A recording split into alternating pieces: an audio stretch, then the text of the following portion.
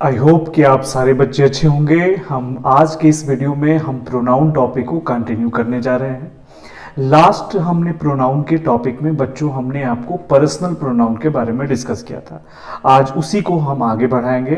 ठीक है, प्रोनाउन के एक टाइप जिसका नाम था पर्सनल प्रोनाउन और उससे एग्जाम के क्वेश्चन कैसे आएंगे वो सारी चीज हमने डिस्कस किया था। आज की इस क्लास में बच्चों इसको आगे रखेंगे।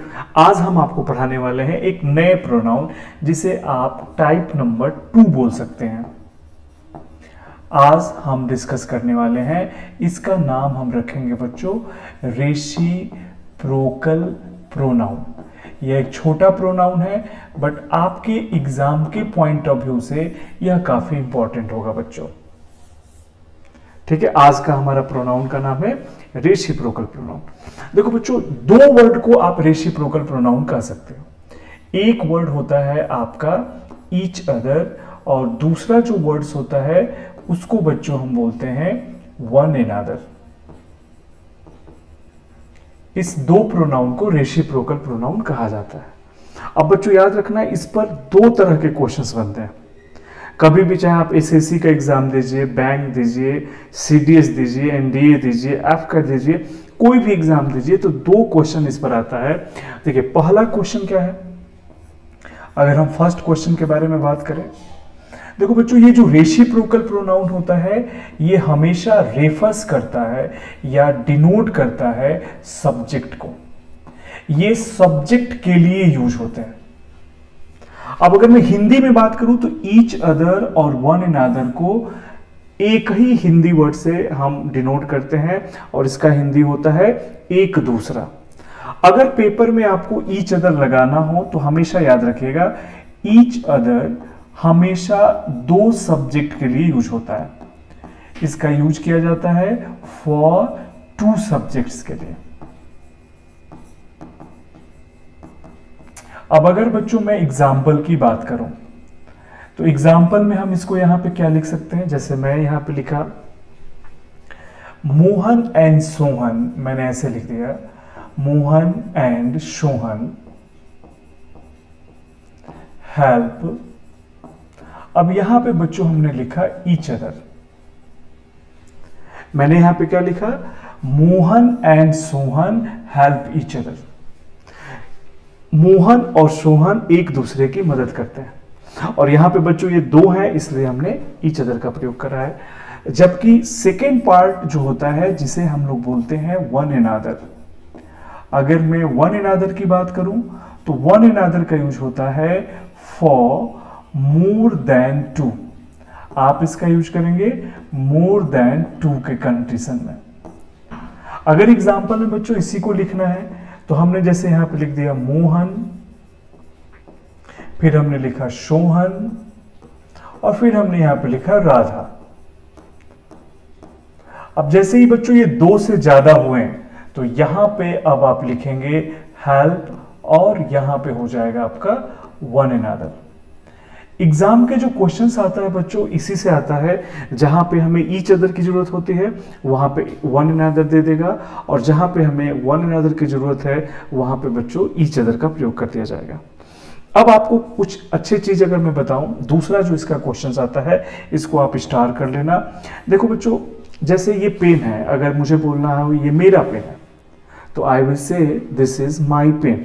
अब माई और पेन के बीच में हम कोई भी एक्स्ट्रा वर्ड यूज नहीं करते हैं, लेकिन जब भी पेपर में अगर आपको ईच अदर दिखता हो बच्चों, याद रखिएगा अगर पेपर में ईच अदर दिखे या बच्चों आपको पेपर में वन अनदर दिखता हो और इस वन अनदर के बाद अगर कोई नाउन लिखना है तो बीच में एपस्ट्रॉफी एस लगाएंगे और तभी जाके आप एक दूसरे नाउन का यूज कर सकते हैं। ईच अदर वन अनदर के बाद अगर आपको नाउन ऐड करना है तो ऑलवेज रिमेंबर कि आपको बीच में एक एपस्ट्रॉफी एस लगाना होगा। अगर आप एपस्ट्रॉफी एस का प्रयोग नहीं कर रहे हैं तो क्वेश्चन गलत माना जाएगा। अब मैं इस पर एक क्वेश्चन देता हूं बच्चों, देखो एरर डिटेक्शन का ये क्वेश्चन है, ये कई बार एग्जाम में पूछा गया। जैसे ऑप्शन ए में दिया गया है यहां पे all girls are, option B में दिया है holding each other's hands to show unity। और डी ऑप्शन में दिया गया है बच्चों कि इसमें कोई भी गलती नहीं है। इस तरह के क्वेश्चंस आते हैं बच्चों पेपर में। अब आप देखो, all girls are holding each other hands और टू शो यूनिटी। अब इस क्वेश्चन में क्या एरर है बच्चों? देखो, मैं इसमें दो गलतियां आती हैं ज्यादातर। पहले ये सब्जेक्ट देखो, ऑल गर्ल्स मतलब मोर देन टू, और मोर देन टू है तो बच्चों ईच अदर का तो प्रयोग होगा नहीं। आप इसके जगह पे किसका प्रयोग करेंगे? वन एन अदर का प्रयोग करेंगे। और दूसरी पॉइंट्स क्या है बच्चों? देखो, आगे नाउन है हैंड्स, तो एग्जाम में ना ये एपिस्ट्रोफी एस नहीं देता है, मैंने आपको यहां पे लिख के दे दिया। यहां पे जब भी इसके बाद नाउन आएगा बीच में एपिस्ट्रोफी एस का प्रयोग करेंगे। ये पार्ट एरर था, आपको बी सेक्शन में मिस्टेक गलत करना था, आपको बी पार्ट पे टिक करना होगा। अगर मैं बात करूं, ये एक छोटा पॉइंट था और आई होप कि आप सभी बच्चों को यह अच्छे से समझ में आया होगा। ईच अदर और वन अदर का यही बेटा कंसेप्ट होता है। अब मैं आपको एक और टाइप बताने वाला हूं, एक ऐसा ही एक और मजेदार हम पढ़ने वाले हैं आज के क्लास में। अभी जो बच्चों हम डिस्कस करने जा रहे हैं जिसका नाम है टाइप नंबर 3, इसको थोड़ा ढंग से देखेंगे बच्चों हम लोग। टाइप नंबर 3 को हम किस नाम से जानते हैं बच्चों? इसको बोलते हैं डिस्ट्रीब्यूटिव प्रोनाउन।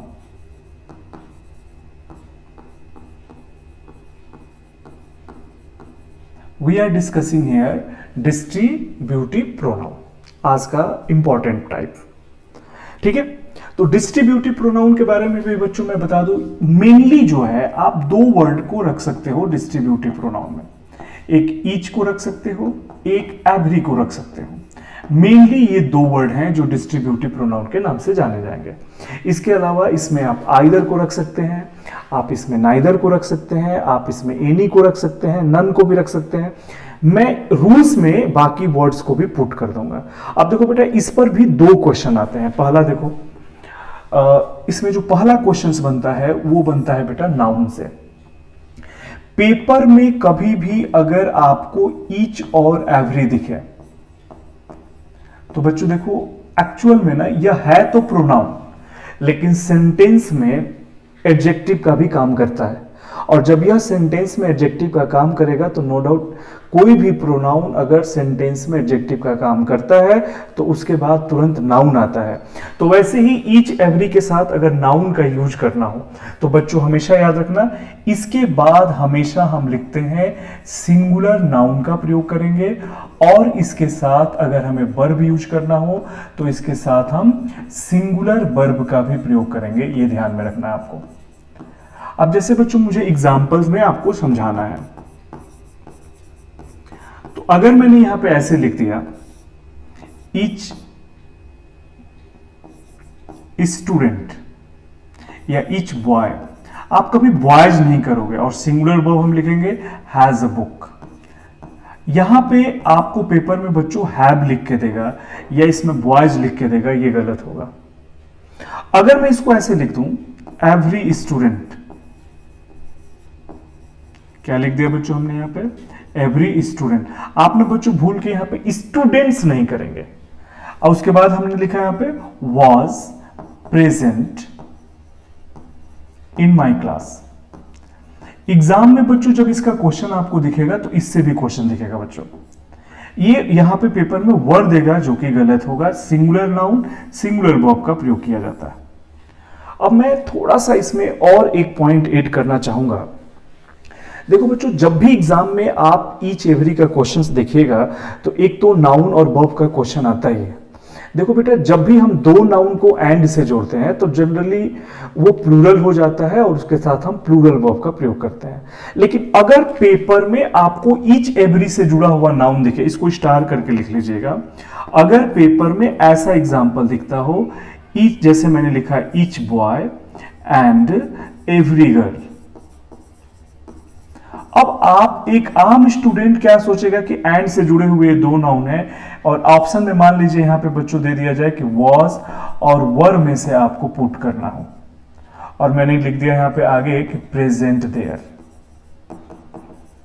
और आपके एग्जाम में क्वेश्चन है कि इन दोनों में से क्या होगा। तो बच्चे क्या देखेंगे, each boy and every girls, यानी कि एंड से जुड़ा है, ये प्लूरल है। बच्चों याद रखना, जो बेसिक रूल है वो इस पे लागू नहीं होता है। इस केस में भी आप इसके साथ सिंगुलर वर्ब का ही प्रयोग करेंगे, वर गलत होगा। या बच्चों अगर पेपर में इसको ऐसे लिख के दिया गया हो, जैसे मैंने यहां पे लिखा एवरी बॉय, फिर हमने लिखा गर्ल, फिर बच्चों हमने लिखा एंड वुमेन, अगर सिर्फ पहले वाले में भी दिखेगा, याद रखिएगा, अगर इस पहले वाले में ईच या एवरी दिखता है, बाकी में नहीं है, तो भी बच्चों इसके साथ हम कोई भी सिंगुलर वर्ब का प्रयोग करेंगे, वॉज प्रेजेंट देयर। ये क्वेश्चंस आप अच्छे से याद रखिएगा। यहां पे बेटा वर का प्रयोग आप नहीं करेंगे। ये क्वेश्चंस कई बार हर एग्जाम में आता है बच्चों, इसके बारे में अगर मैं अच्छे से बताऊं तो ऑलमोस्ट हर एग्जाम में बच्चों इससे क्वेश्चन पूछा जाता है। ये ईच एवरी का पहला क्वेश्चन है। अब मैं बात करूंगा इसका सेकेंड क्वेश्चन कैसा आता है, उसके बारे में आपको कैसे समझना है, यहां पे ध्यान से देखिए बच्चों।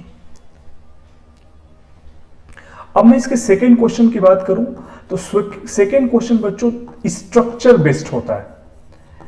अगर मैं स्ट्रक्चर की बात करूं,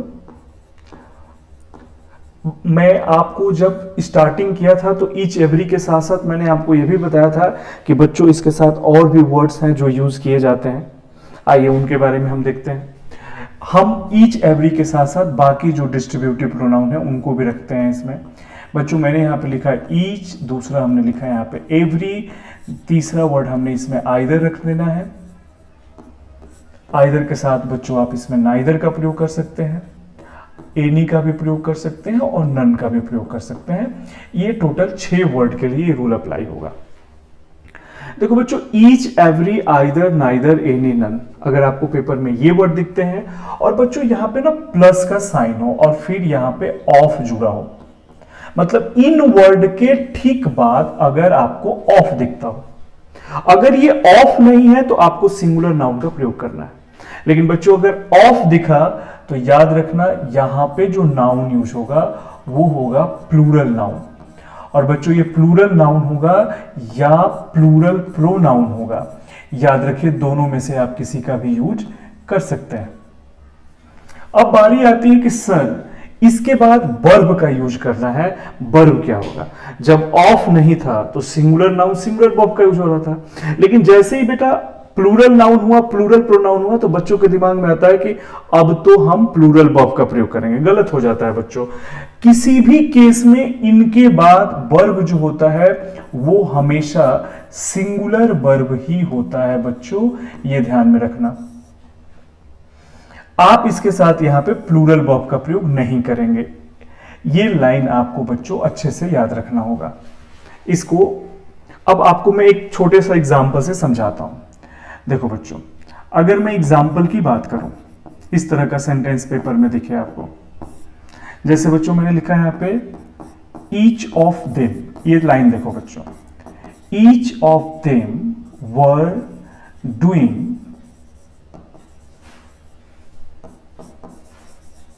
देयर बिजनेस। इस तरह का क्वेश्चन आपके पेपर में आ रहा है।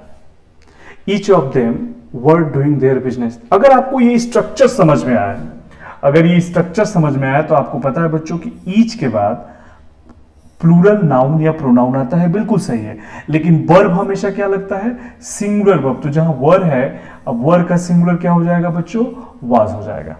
अब देखो इसमें एक और मिस्टेक है बच्चों, ये देयर का क्वेश्चंस। याद रखना बच्चों, पेपर में अगर इनके बाद अपना का अंग्रेजी लिखना है तो हमेशा हिज का प्रयोग करोगे, और अगर हमें इसका जेंडर पता हो तो we can write here her. Otherwise यहां पे बच्चों देयर के जगह पे आप हिज का प्रयोग करोगे, देयर नहीं होगा। 2 क्वेश्चन इस पे बनेंगे आपके एग्जाम में, एक तो बच्चों ये वर्ब और एक इस पोजेसिव फॉर्म का। या अगर मैं इसमें चेंज करना होगा तो बच्चों मैं इसको यहां पे ऐसे लिखूंगा, ईच ऑफ, अगर देम की जगह हमें पता है कि we are talking about girls, तो यहां पे हो जाएगा वॉज डूइंग, और जहां हीज है बच्चों वहां पे आप हर का प्रयोग करेंगे और बाकी एज इट इज। क्लियर है? आई होप कि ये क्वेश्चन आपसे बन जाएगा। अब देखो बच्चों, इस क्वेश्चन में आपको मैं एक और लाइन ऐड करना चाहूंगा। एक बढ़िया सा लाइन ये है, देखो बच्चों इसमें जो आपको दिख रहा है ना आइदर और नाइदर, इसका भी एक बढ़िया वाला क्वेश्चन आता है। हमने ये तो बोला है कि आप इनके बाद प्लूरल नाउन का प्रयोग करिए। प्लूरल नाउन का कंसेप्ट क्या होता है? एक से ज्यादा। इंग्लिश लैंग्वेज में singular means that denote only one, plural means that denote more than one. अब मोर देन वन का मतलब वो 2 भी हो सकता है, 3 भी हो सकता है, 10 भी हो सकता है, 100 भी हो सकता है। अब आपको ना ये रूल जानने के साथ ना एक पॉइंट और अच्छे से आपको जानना है। अगर पेपर में आपको बच्चों आइदर के साथ आइदर और नाइदर वर्ड अगर आपको दिखता है तो बेटा याद रखना कि इन दोनों के साथ इन दोनों का यूज या इन दोनों के बाद आपको जिस तरह से समझ में आए, अगर नाउन लिखना है तो बच्चों याद रखना वो नाउन सिर्फ और सिर्फ 2 होना चाहिए। 2 से ज्यादा है तो बेटा वो गलत है। अगर 2 से ज्यादा है तो जहां आइदर है वहां पे आप एनी का यूज करेंगे और नाइदर के जगह पे बच्चों आप नन का यूज करेंगे। और नाइदर और नन के लिए का यूज करेंगे आप कहां पे? For more than 2। अब मैं ना आपको एक क्वेश्चन से बच्चों ये समझाता हूं। देखिए जैसे एक क्वेश्चन है, ये एरर डिटेक्शन का क्वेश्चन है और मुझे विश्वास है कि सारे बच्चे इसका क्वेश्चन दे देंगे। ऑप्शन ए में है, देखो बच्चों ऐसे क्वेश्चन देगा, आइदर ऑफ 3 स्टूडेंट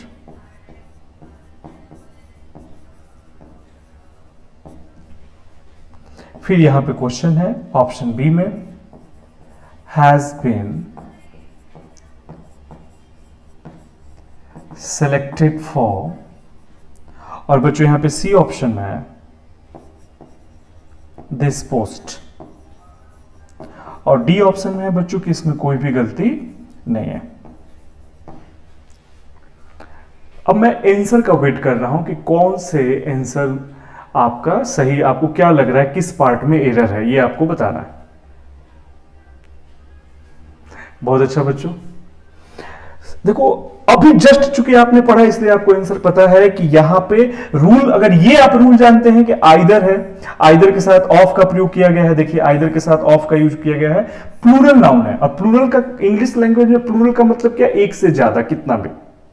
तो बेटा आइदर के साथ तो हम 3 का यूज ही नहीं करते हैं। ऊपर में हम समझाया है आपको, आइदर 2 के लिए आता है। तो या तो इस 3 को 2 करिए, या बच्चों पेपर में इस आइदर के जगह पे आपको किसका प्रयोग करना होगा? एनी का प्रयोग करेंगे, तब जाके यह सेंटेंस सही होगा। आप ऑप्शन ए पे टिक करेंगे। मुझे जहां तक लग रहा है कि आज के बाद आपको इन 2 पॉइंट से डिस्ट्रीब्यूटिव प्रोनाउन और रेसिप्रोकल प्रोनाउन के क्वेश्चन 110% आपसे बनेंगे बच्चों। किसी को भी इसमें कोई दिक्कत हो तो आप इसको कमेंट में बताइएगा, मैं इसको फिर से रिपीट कर दूंगा या डिस्क्राइब कर दूंगा।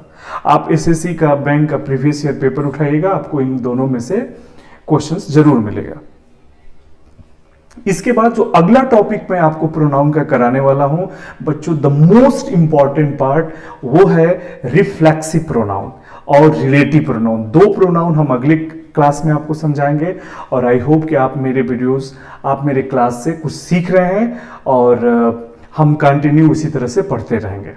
अगले क्लास में हम डिस्कस करेंगे reflexive pronoun and relative pronoun, both are very important pronouns बच्चों। I hope you enjoy my class. आज के लिए इतना ही, मिलते हैं नेक्स्ट क्लास में।